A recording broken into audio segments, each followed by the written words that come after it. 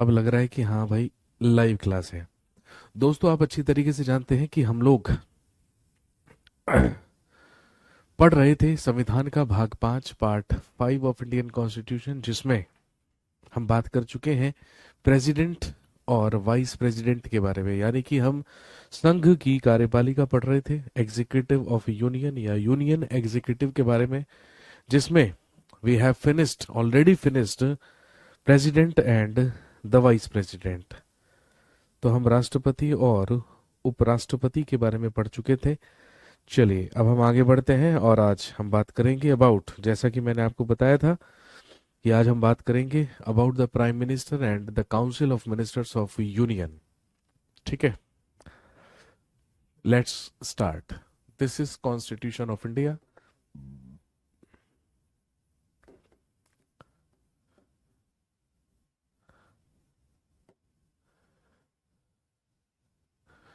This is constitution of India, Bharat का संविधान हम पढ़ रहे हैं, और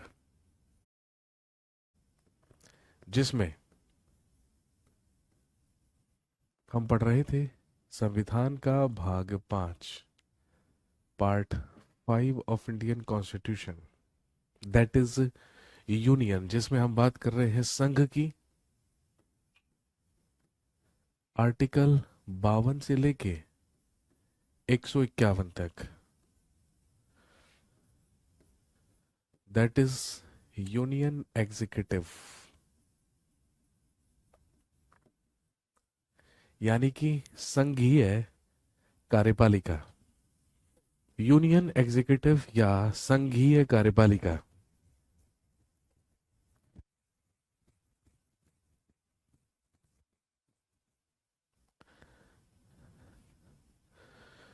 यूनियन एग्जीक्यूटिव या संघीय कार्यपालिका, और इसमें हेडिंग डाल लीजिए, आज बात करेंगे about prime minister and council of ministers of union.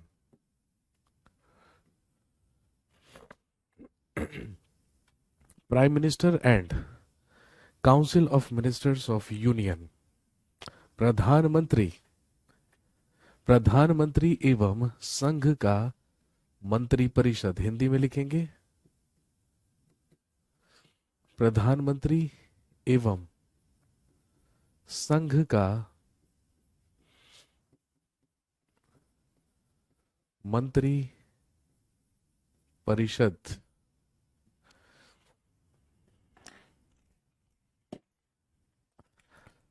प्रधानमंत्री और संघ का मंत्री परिषद।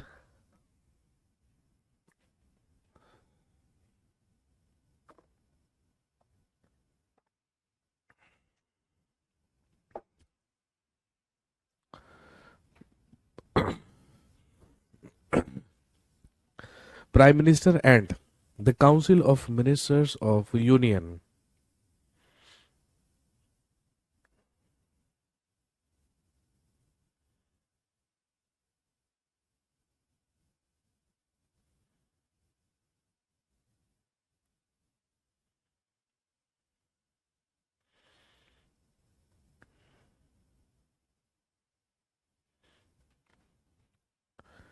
लिखिए सबसे पहले,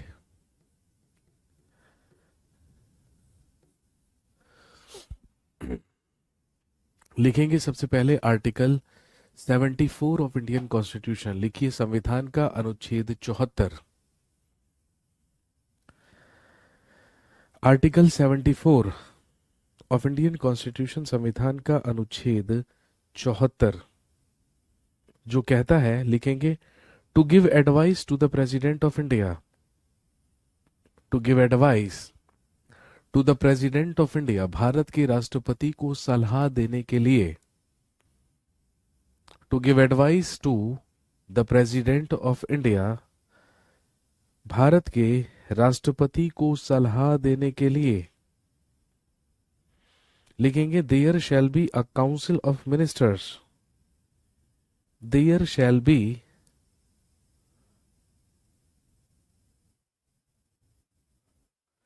there shall be a council of ministers of union, लिखेंगे संघ का एक मंत्री परिषद होगा। There shall be a council of ministers of union, या संघ का एक मंत्री परिषद होगा।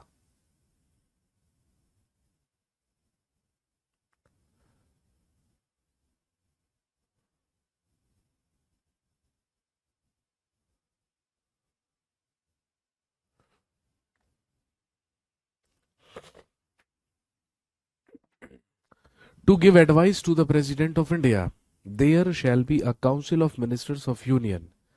भारत के राष्ट्रपति को सलाह देने के लिए संघ का एक मंत्री परिषद होगा।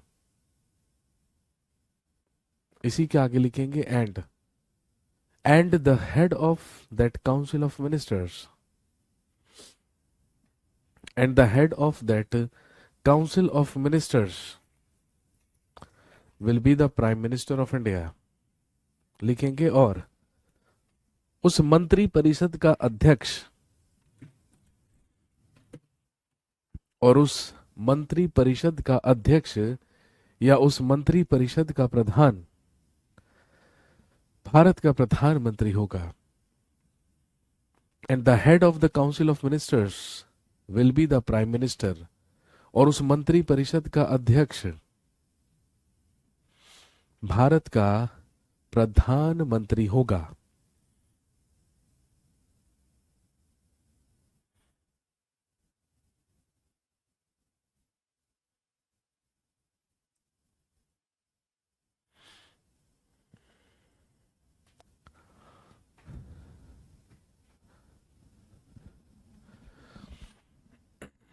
नेक्स्ट लिखेंगे आर्टिकल 74 का 1।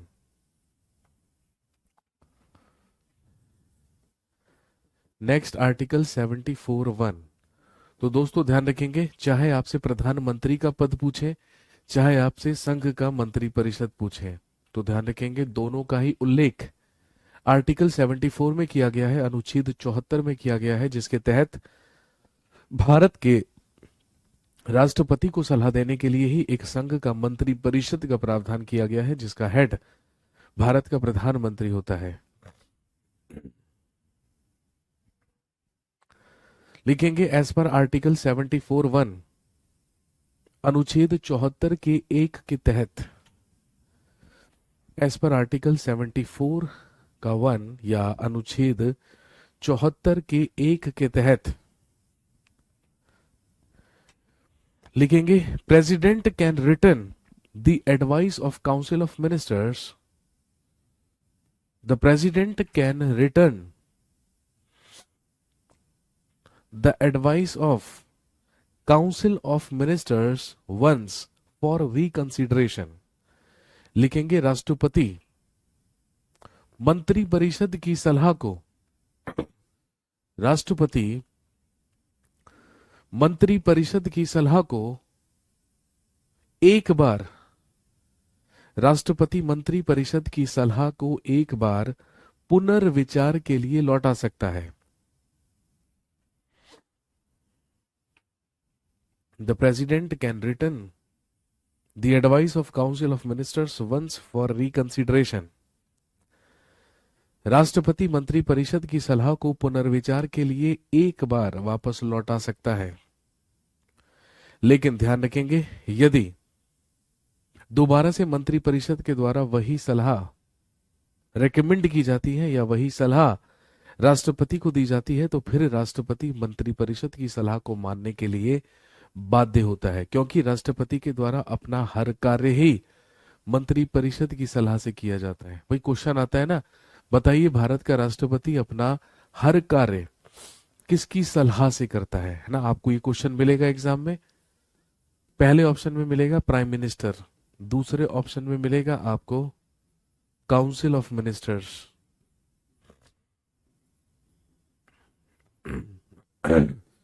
तीसरे ऑप्शन में मिलेगा वाइस प्रेसिडेंट,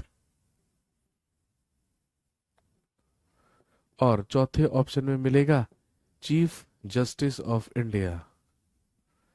तो जल्दी से मुझे बता दीजिए, भारत का राष्ट्रपति अपना प्रत्येक कार्य किसकी सलाह से करता है? जी क्या देंगे आंसर आप? भारत के राष्ट्रपति के द्वारा अपना हर कार्य, भारत का राष्ट्रपति अपना प्रत्येक कार्य निम्न में से किसकी सलाह से करता है? मुझे जल्दी से बता दीजिए।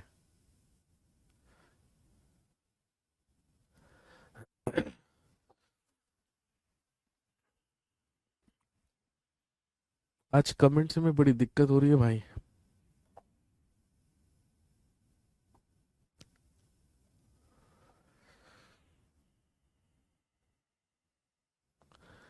सर अगर प्रधानमंत्री और मंत्री परिषद दोनों ऑप्शन में दिए हो तो कौन सा चुने? भाई देखो, दोनों ही दिए हुए हैं ऑप्शन में। और मैंने आपको आर्टिकल 74 में क्या लिखवाया है कि भारत के राष्ट्रपति को सलाह देने के लिए ही तो क्या है, council of ministers. Right answer will be council of ministers. हमेशा उत्तर क्या करेंगे? संघ का मंत्री परिषद, council of ministers of union. हालांकि प्रैक्टिकली प्रैक्टिकली राष्ट्रपति को हर सलाह प्राइम मिनिस्टर के द्वारा दी जाती है, लेकिन भाई प्राइम मिनिस्टर भी तो काउंसिल ऑफ मिनिस्टर्स का हेड है। तो हमेशा आंसर क्या करेंगे? काउंसिल ऑफ मिनिस्टर्स, संघ का मंत्री परिषद। इसमें कोई कंफ्यूजन नहीं होनी चाहिए। तो भारत के राष्ट्रपति को सलाह देने के लिए मंत्री परिषद है, जिसका हेड है भारत का प्रधानमंत्री।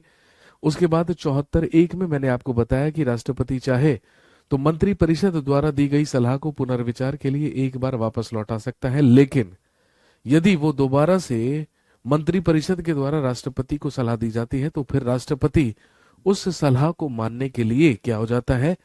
बाध्य हो जाता है। अगला लिखेंगे आर्टिकल 74 का 2।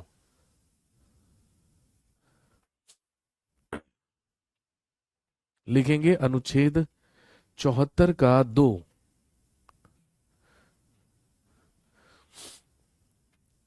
आर्टिकल 74 का 2 अनुच्छेद 74 का 2 कहता है, लिखेंगे the advice of the council of ministers, the advice of the council of ministers can not be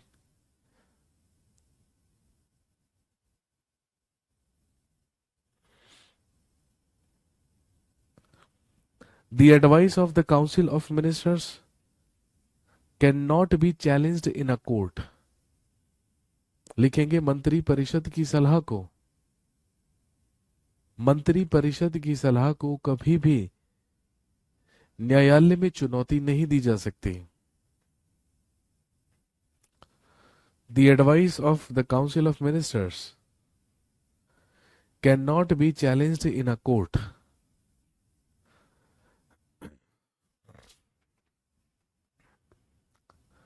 मंत्री परिषद की सलाह को न्यायालय में चुनौती नहीं दी जा सकती। कहने का मतलब, भाई मंत्री परिषद ने राष्ट्रपति को क्या सलाह दी है, क्यों दी है, इस पर न्यायालय पूरी तरीके से मौन रहेगा। इसकी जांच किसी भी न्यायालय में नहीं की जा सकती और ना ही इसी न्यायालय में चुनौती दी जा सकती है।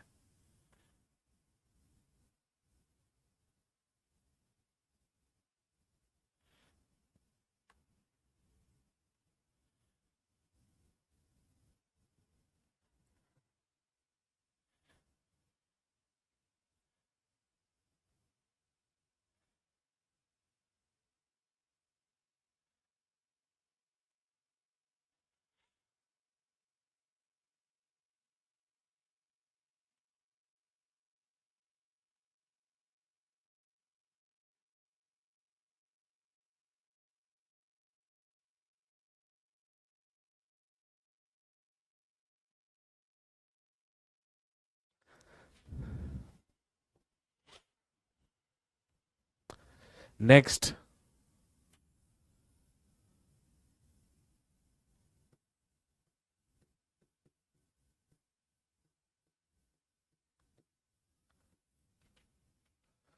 अगला लिखिए आर्टिकल 75 का 1। लिखेंगे आर्टिकल 75 का 1, अनुच्छेद 75 का 1।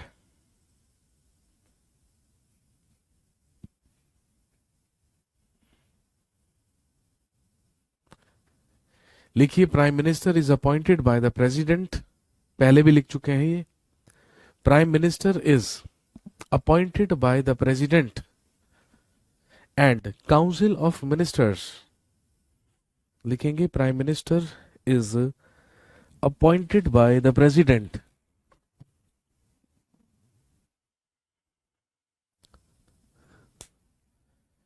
Prime Minister is appointed by the President and Council of Ministers. And Council of Ministers is appointed by the President with an advice of PM.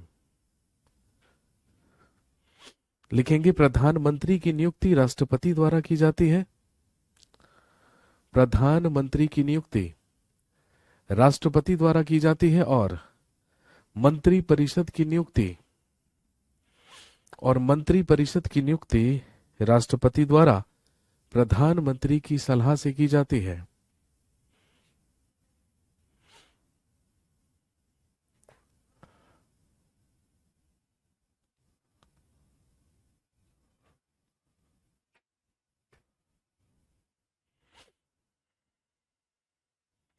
प्रधानमंत्री की नियुक्ति राष्ट्रपति के द्वारा एवं मंत्री परिषद की नियुक्ति राष्ट्रपति द्वारा प्रधानमंत्री की सलाह से की जाती है।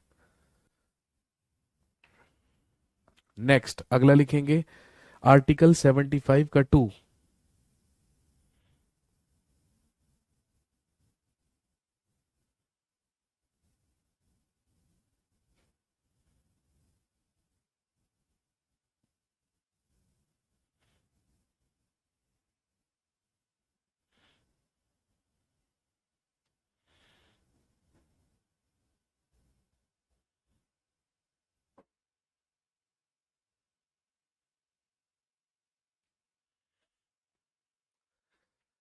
अगला लिखेंगे आर्टिकल 75 का 2। आर्टिकल 75 का 2 कहता है, लिखेंगे council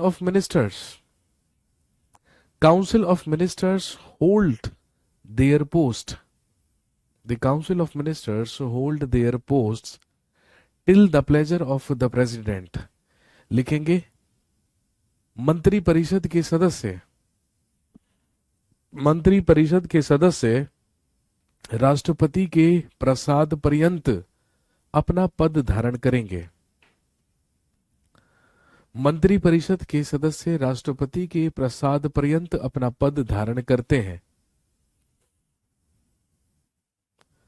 The members of Council of Ministers hold their post till the pleasure of the President. मंत्री परिषद के सदस्य राष्ट्रपति के प्रसाद पर्यंत अपना पद धारण करते हैं। बट लिखेंगे but practically they hold their post till the pleasure of the prime minister and Lok Sabha. लेकिन वास्तविक रूप से वो प्रधानमंत्री और लोकसभा के प्रसाद पर्यंत अपना पद धारण करते हैं। लेकिन वास्तविक तौर पर वो प्रधानमंत्री और लोकसभा के प्रसाद पर्यंत अपना पद धारण करते हैं। अब इसका मतलब क्या है? इसका मतलब यह है, भाई मैंने कहा कि राष्ट्रपति को सलाह देने के लिए ही काउंसिल ऑफ मिनिस्टर्स है, मंत्री परिषद है, और राष्ट्रपति चाहे तो भाई हमने कहा है कि जब तक राष्ट्रपति चाहे तब तक काउंसिल ऑफ मिनिस्टर्स के मेंबर्स अपने पद पर बने रहेंगे। लेकिन प्रैक्टिकली हम सब जानते हैं कि भाई जब तक लोकसभा रहेगी और तब जब तक प्रधानमंत्री अपने पद पर बना रहेगा तब तक काउंसिल ऑफ मिनिस्टर्स रहता है। क्योंकि यदि प्रधानमंत्री का पद छिन जाता है या प्रधानमंत्री अपना पद त्याग देता है या प्रधानमंत्री का पद रिक्त हो जाता है तो पूरा का पूरा जो काउंसिल ऑफ मिनिस्टर्स है वो अपना त्याग पत्र दे देता है। और यदि लोकसभा भी भंग हो जाती है तो भी प्रधानमंत्री और मंत्री परिषद को इस्तीफा देना पड़ता है। तो कहने का मतलब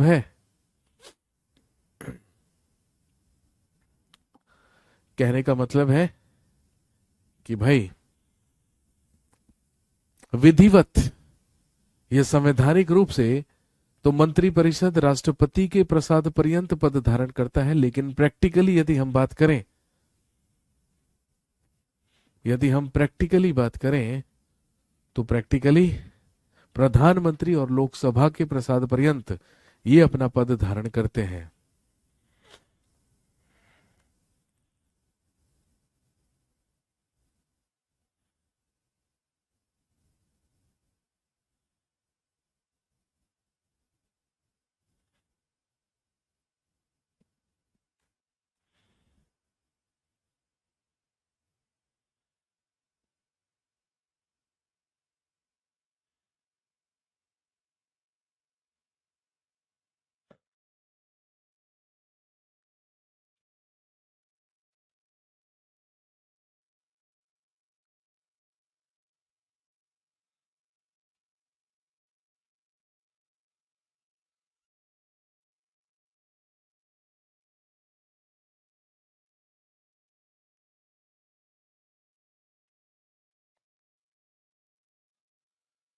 तो हमने कहा कि जो मंत्री परिषद है भाई वो राष्ट्रपति के प्रसाद पर्यंत अपना पद धारण करेंगे, क्योंकि भाई वो सलाह देने के लिए है किसको? राष्ट्रपति को। और राष्ट्रपति के द्वारा ही तो उनमें विभागों का, डिपार्टमेंट्स का या मिनिस्ट्रीज का क्या किया जाएगा? वितरण किया जाएगा। लेकिन ध्यान रखेंगे भाई, प्रैक्टिकली यदि हम बात करें तो वो जो विभागों का वितरण है वो निर्धारित किसके द्वारा किया जाएगा? That will be decided by the prime minister. लिखेंगे वर्क्स एंड रिस्पॉन्सिबिलिटीज या लिखेंगे works and powers of the prime minister. लिखेंगे प्रधानमंत्री के कार्य एवं शक्तियां, works and powers of the prime minister, प्रधानमंत्री के कार्य एवं शक्तियां।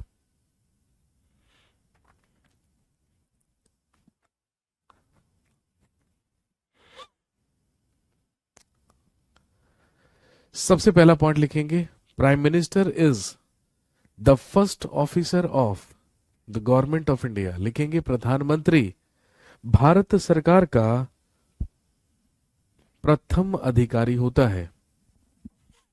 प्रधानमंत्री भारत सरकार का प्रथम अधिकारी होता है। Prime minister is the first officer of the government of India. प्रधानमंत्री भारत सरकार का प्रथम अधिकारी होता है।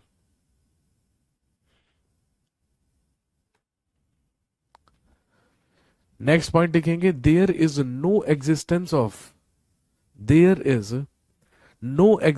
Of council of ministers without the prime minister. लिखेंगे प्रधानमंत्री के बिना मंत्री परिषद का कोई अस्तित्व नहीं होता है।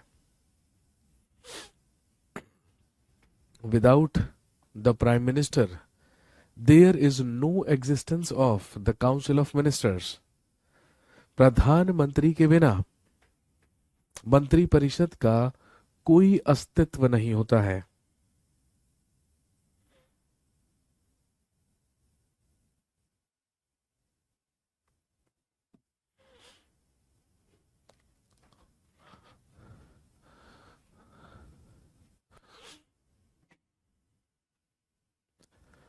कोई अस्तित्व क्यों नहीं होता है?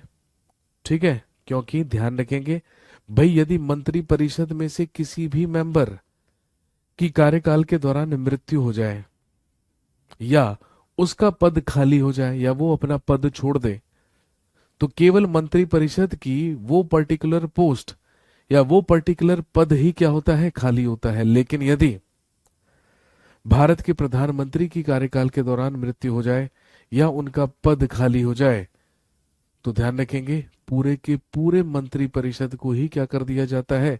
विघटित कर दिया जाता है।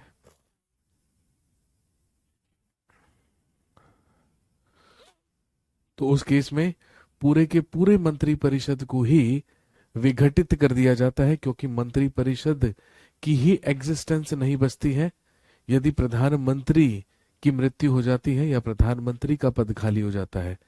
इसके बाद नेक्स्ट पॉइंट में लिखेंगे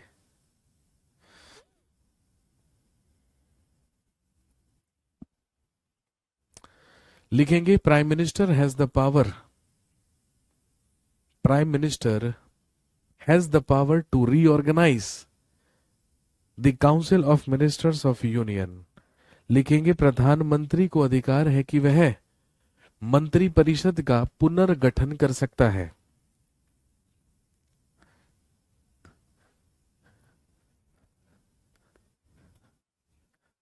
प्रधानमंत्री को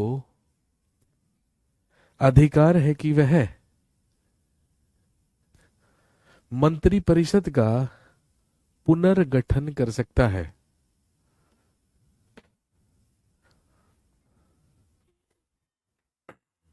पुनर्गठन का मतलब यह है कि प्रधानमंत्री जब चाहे अपने मंत्रिपरिषद को भंग करके दोबारा से उसका पुनर्गठन कर सकता है। ये पूरी तरीके से प्राइम मिनिस्टर पर डिपेंड करता है, ये पूरी तरीके से प्राइम मिनिस्टर का अधिकार है।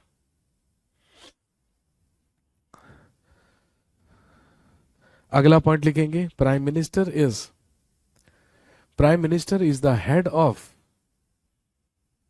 The meetings of the council of ministers. लिखेंगे प्रधानमंत्री मंत्री परिषद की बैठकों की अध्यक्षता करता है। प्रधानमंत्री मंत्री परिषद की बैठकों की अध्यक्षता करता है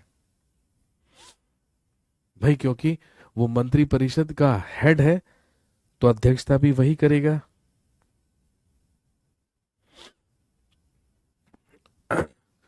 लिखेंगे he makes the policies of the government. यह सरकार की नीतियों का निर्माण करता है। He makes the policies for the government. ये सरकार की नीतियों का निर्माण करता है। And distribute the ministries among the council of ministers. और मंत्री परिषद के सदस्यों में मंत्रालयों का वितरण करता है।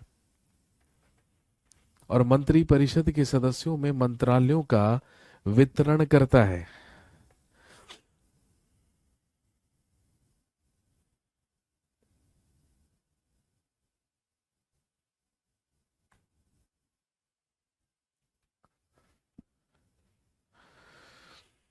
लिखेंगे practically entire executive of union. Practically entire executive of union is run by the name of the prime minister. लिखेंगे वास्तविक रूप से संघ की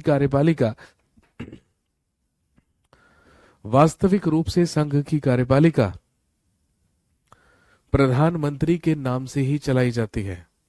लेकिन ध्यान रखेंगे वास्तविक रूप से, प्रैक्टिकली, क्योंकि यदि हम लीगली बात करें, कॉन्स्टिट्यूशनली बात करें, तो भाई संघ का प्रशासन तो राष्ट्रपति के नाम से चलता है, लेकिन वो केवल और केवल संवैधानिक रूप से है, एज पर लॉ है, लेकिन प्रैक्टिकली वो चलता प्राइम मिनिस्टर के ही नाम से है।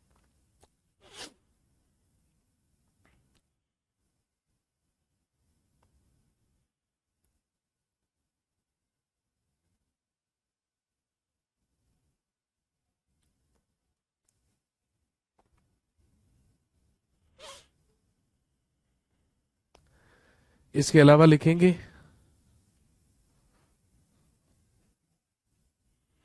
नेक्स्ट पॉइंट लिखेंगे प्राइम मिनिस्टर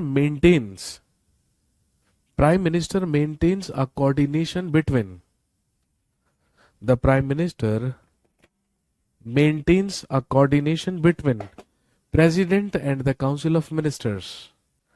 लिखेंगे प्रधानमंत्री राष्ट्रपति और मंत्री परिषद में तालमेल स्थापित करता है। प्रधानमंत्री राष्ट्रपति और मंत्री परिषद के बीच तालमेल स्थापित करता है।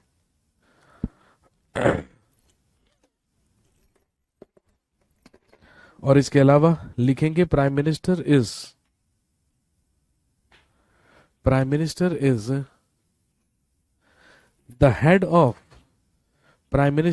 The head of the following departments. लिखेंगे प्रधानमंत्री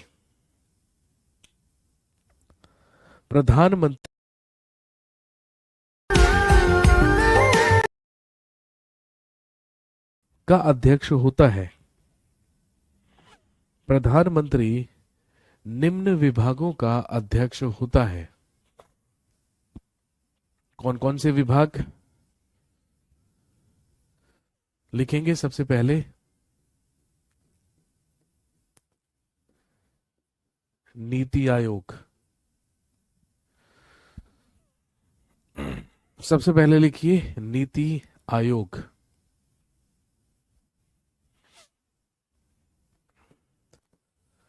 दूसरा लिखिए एनडीएमए,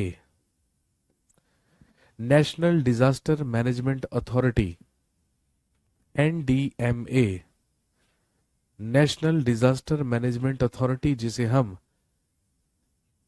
राष्ट्रीय आपदा प्रबंधन प्राधिकरण कहते हैं। नेक्स्ट, अगला लिखेंगे एनडीसी, लिखेंगे नेशनल डेवलपमेंट काउंसिल, राष्ट्रीय विकास परिषद। नेशनल डेवलपमेंट काउंसिल या राष्ट्रीय विकास परिषद।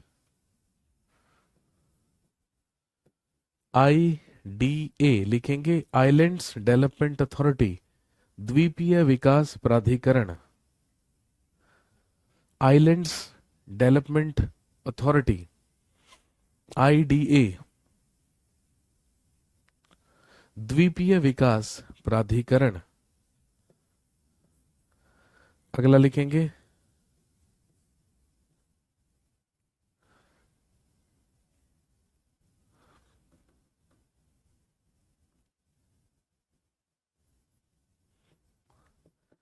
लिखिए फैमिली प्लानिंग, परिवार नियोजन। Family planning and population control, परिवार नियोजन एवं जनसंख्या नियंत्रण। Family planning and population control.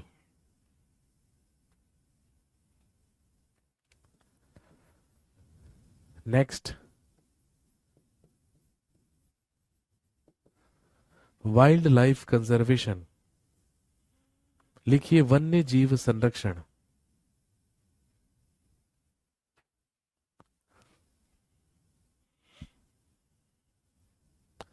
Wild life conservation या वन्य जीव संरक्षण।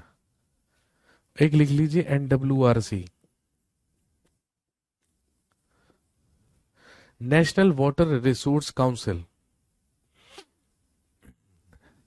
एनडब्ल्यूआरसी, नेशनल वाटर रिसोर्स काउंसिल।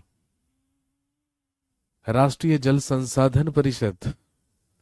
ये सारे के सारे वो कुछ विभाग हैं जिनका हेड हमेशा कौन होता है? Prime minister of India, Bharat का प्रधानमंत्री।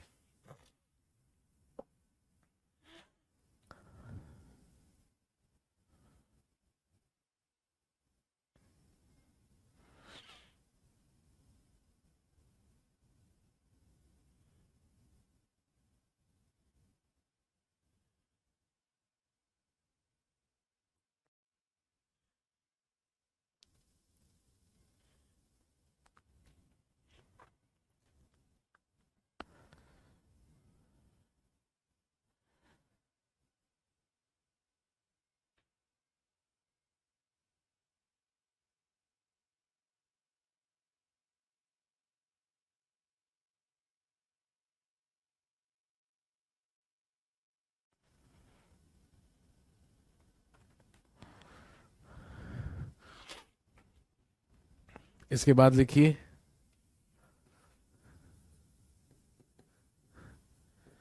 Cabinet secretariat.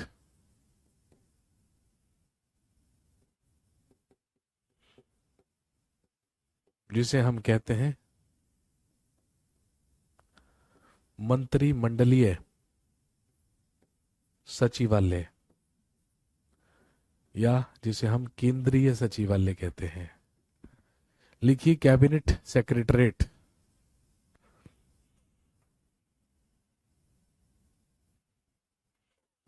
मंत्रिमंडलीय सचिवालय। लिखेंगे this is an important department, this is an important department under the prime minister of India, लिखेंगे ये प्रधानमंत्री के अंतर्गत एक महत्वपूर्ण विभाग होता है।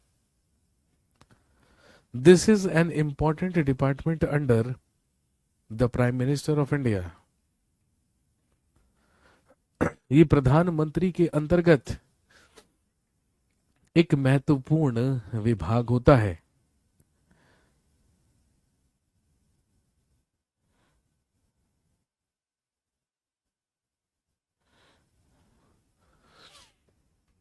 लिखेंगे it makes a coordination between, it makes a coordination between ministers and their ministries.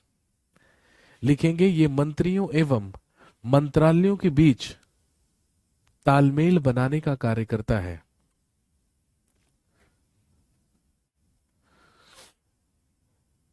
ये मंत्रियों एवं मंत्रालयों के बीच तालमेल बनाने का काम करता है।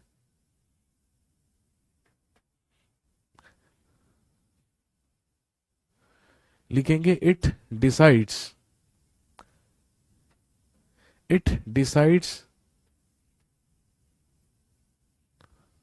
द वर्क लिस्ट, और it makes the work list for every ministry.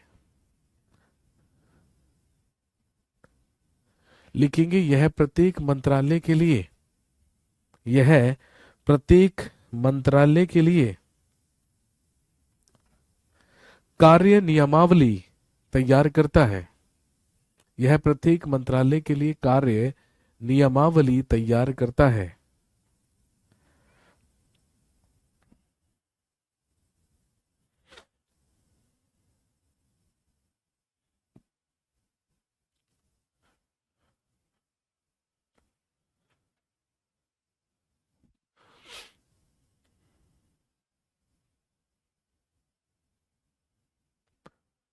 और क्योंकि कार्य नियमावली तैयार करने का काम मंत्रिमंडलीय सचिवालय का है, इसीलिए उन कार्यों को वितरित करने का काम भी कौन करता है? Cabinet secretariat. लिखेंगे it also distributes the works to the different departments. यह विभिन्न विभागों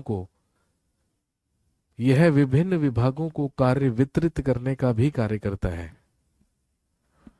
ये विभिन्न विभागों को कार्य वितरित करने का भी कार्य करता है।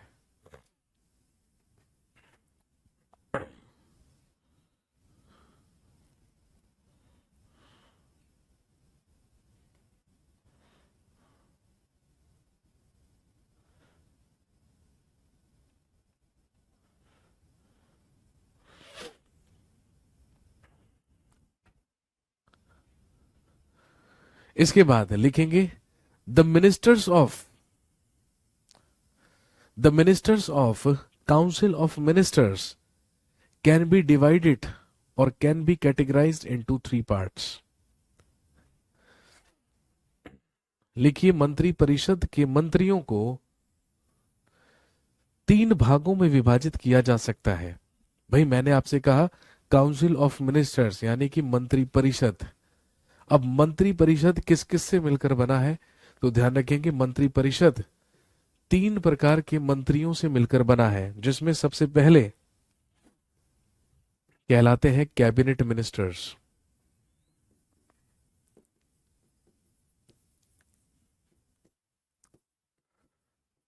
लिखेंगे कैबिनेट मंत्री,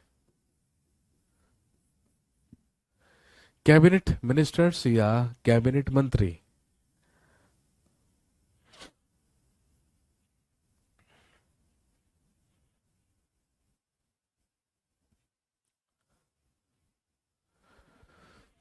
कौन होते हैं कैबिनेट मिनिस्टर्स? कौन होते हैं कैबिनेट मंत्री?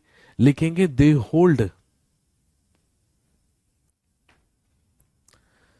Hold the very important departments and the ministries.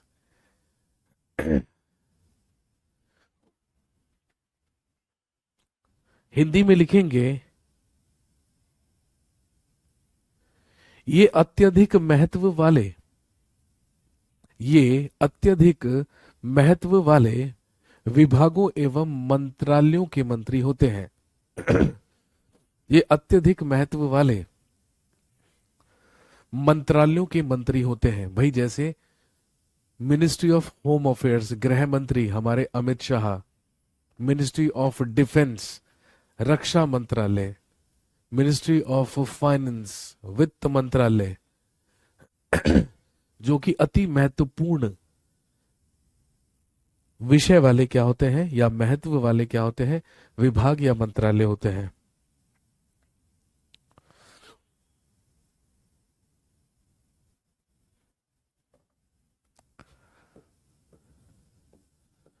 इसके अलावा होते हैं स्टेट मिनिस्टर्स, जिन्हें कहा जाता है राज्य मंत्री।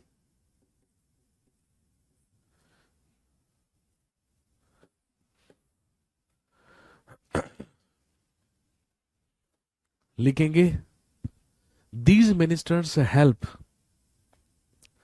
These ministers help the cabinet ministers. और हेल्प मत लिखेंगे, लिखिए these ministers work, these ministers work under the cabinet ministers. ये मंत्री कैबिनेट मंत्रियों के ही अधीन कार्य करते हैं।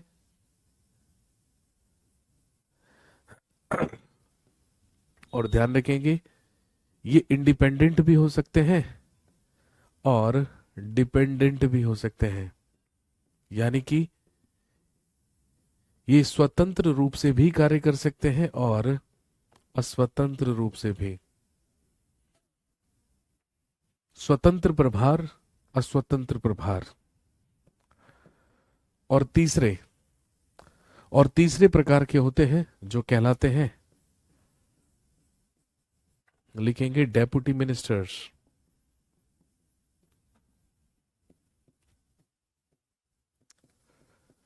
डेप्यूटी मिनिस्टर्स या उपमंत्री, डेप्यूटी मिनिस्टर्स या उपमंत्री।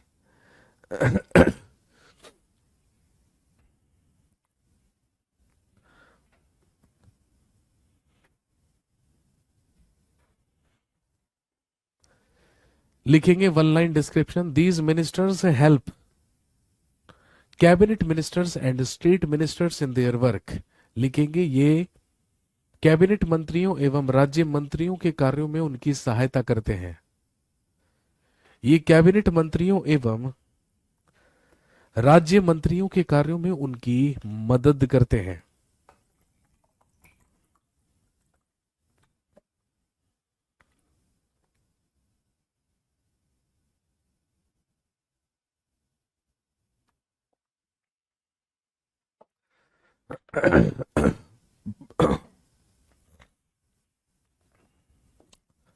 Next,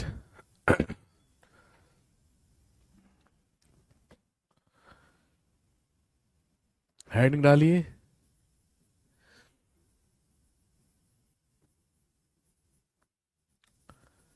the attorney general of India.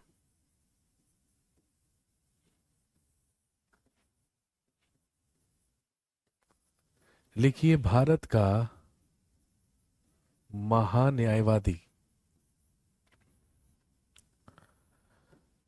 The attorney general of India, Bharat का महान्यायवादी।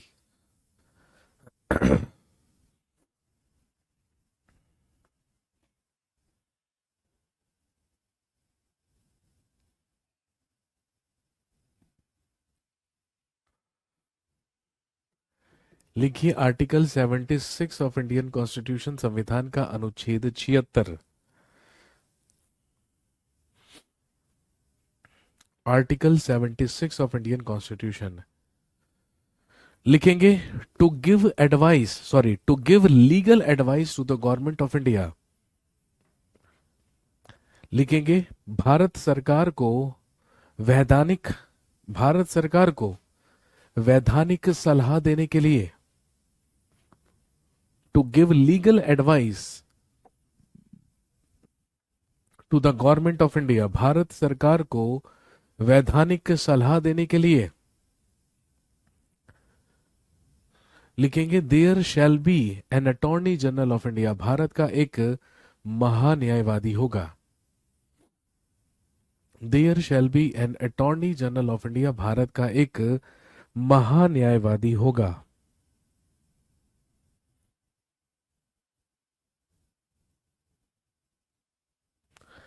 लिखेंगे he is the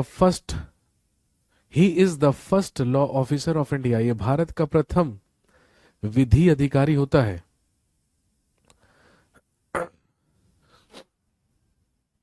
he is the first law officer of India, ये भारत का प्रथम विधि अधिकारी होता है। लिखेंगे ही वर्क्स एज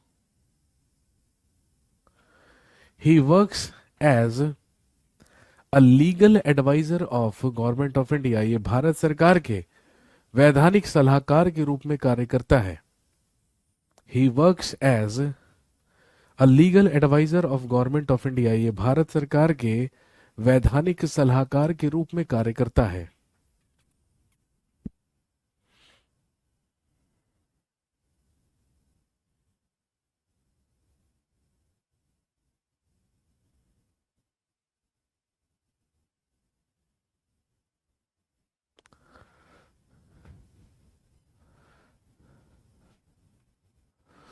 लिखेंगे he is appointed by the president, इसकी नियुक्ति राष्ट्रपति द्वारा की जाती है। He is appointed by the president, इसकी नियुक्ति राष्ट्रपति के द्वारा की जाती है। And he holds his office till the pleasure of the president, और ये राष्ट्रपति के प्रसाद पर्यंत ही अपना पद धारण करता है। ही holds his office till the pleasure of the president, और ये राष्ट्रपति के प्रसाद पर्यंत ही अपना पद धारण करता है।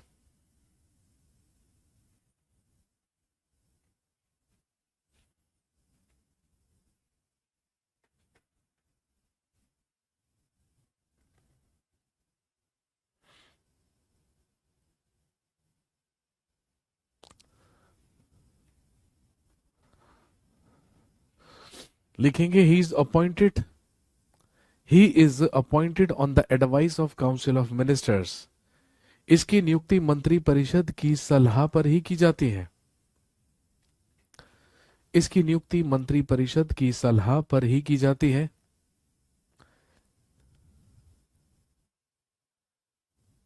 लिखेंगे his eligibility is same as for the supreme court जज,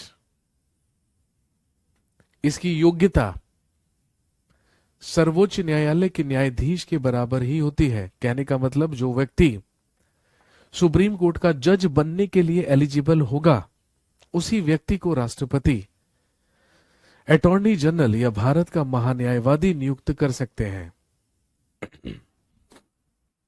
लिखेंगे his post is equal to the chief justice of India, इसका पद भारत के मुख्य न्यायाधीश के बराबर होता है। His post is equal to the chief justice of India, इसका पद भारत के मुख्य न्यायाधीश के बराबर होता है। बट इन वन प्रोविजन, लेकिन एक प्रावधान में, लेकिन एक प्रावधान में, he is more powerful than CJI, लेकिन एक प्रावधान में ये मुख्य न्यायाधीश से ज्यादा शक्तिशाली है। और वो कौन सा प्रावधान है? लिखेंगे as per article 88 of Indian constitution, लिखेंगे संविधान के अनुच्छेद 88 के तहत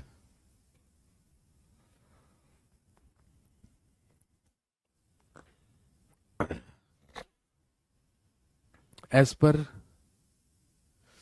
आर्टिकल 88 ऑफ इंडियन कॉन्स्टिट्यूशन, संविधान के अनुच्छेद 88 के तहत लिखेंगे the attorney general can sit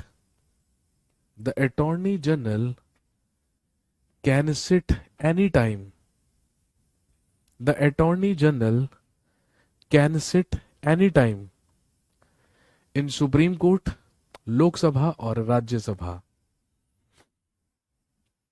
लिखेंगे भारत का महान्यायवादी किसी भी वक्त, भारत का महान्यायवादी किसी भी वक्त जाकर सर्वोच्च न्यायालय, लोकसभा या राज्यसभा में बैठ सकता है।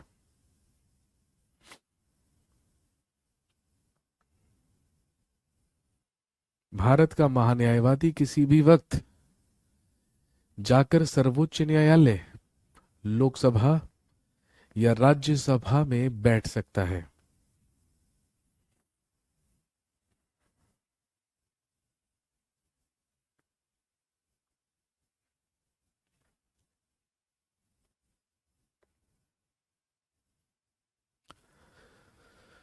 हाँ, तो दोस्तों ये था संविधान के भाग 5 में यूनियन में एग्जीक्यूटिव ऑफ यूनियन यानी कि संघ की कार्यपालिका। अब अगली क्लास में जब हमारी मुलाकात होगी तो हम संघ की कार्यपालिका से संबंधित क्वेश्चंस की प्रैक्टिस करेंगे। अब हम एमसीक्यूज करेंगे president, vice president, prime minister और काउंसिल ऑफ मिनिस्टर्स से रिलेटेड जो क्वेश्चंस हैं उनकी हमें प्रैक्टिस करनी है। यहाँ पर यूनियन एग्जीक्यूटिव समाप्त होता है और जितने भी पॉलिटी स्पेशल 24 वाले स्टूडेंट्स यहाँ पर हैं, ठीक है भाई, आप लोगों का सिलेबस भी यहाँ पर समाप्त होता है, ठीक है। लेकिन जब तक हम इन एमसीक्यूज की प्रैक्टिस करेंगे तब तक, ठीक है, आपकी क्लासेस लाइव चलेगी। कहने का मतलब अगली 2 या 3 क्लास में इनसे संबंधित जितने भी क्वेश्चंस होंगे वो हम सब डिस्कस कर लेंगे। उसके बाद आपकी क्लासेस लाइव बंद हो जाएगी। पॉलिटी स्पेशल 24 बैच आपका सिलेबस यहीं पर क्या हो जाता है, फिनिश हो जाता है, ठीक है। बाकी चीजें आगे चलती रहेंगी, जीवन चक्र भी ऐसे ही आगे चलता रहेगा, ठीक है। चलिए जी, तो आज के लिए इतना ही काफी है। मुलाकात होगी अगली क्लास में और अगली क्लास में हम आगे बढ़ेंगे और इनसे संबंधित क्वेश्चंस की प्रैक्टिस करेंगे, ठीक है। चलिए जी, thank you very much, have a nice day.